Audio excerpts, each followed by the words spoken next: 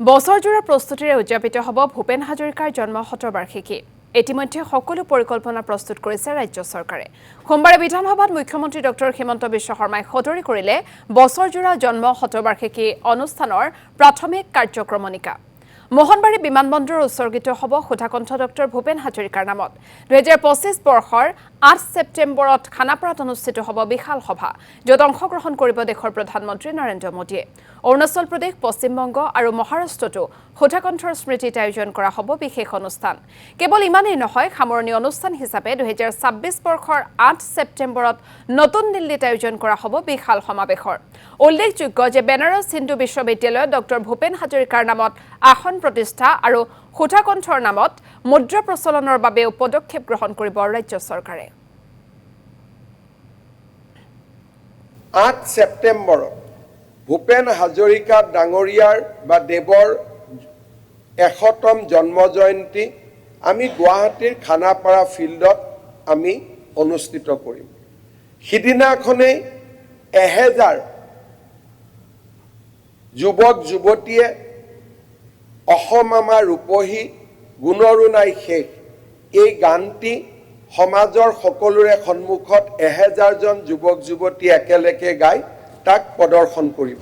ভূপেন হাজৰিকাৰ কৰ্মভূমি অৰুণাচল প্ৰদেশ, তেওঁৰ জন্মভূমি বা তেওঁৰ শৈশৱত তাতে তেওঁ আছিলে, আৰু পৰৱৰ্তী সময়ত পশ্চিমবংগ।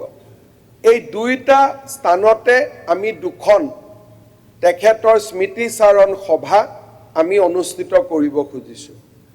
তাৰ পৰৱৰ্তী সময়ত আমি মহাৰাষ্ট্ৰ, বোম্বাইত, য'ত নেকি তেখেতে প্ৰফেশ্যনেল কাম বৃত্তিগত সময় পাৰ কৰিছিলে আৰু বহুতো তেখেতৰ অনুগামী আছে, আমি মুম্বাইত ভূপেন হাজৰিকা দেৱৰ স্মৃতিচাৰণ সভা এখন অনুষ্ঠিত কৰাৰ সিদ্ধান্ত লৈছোঁ।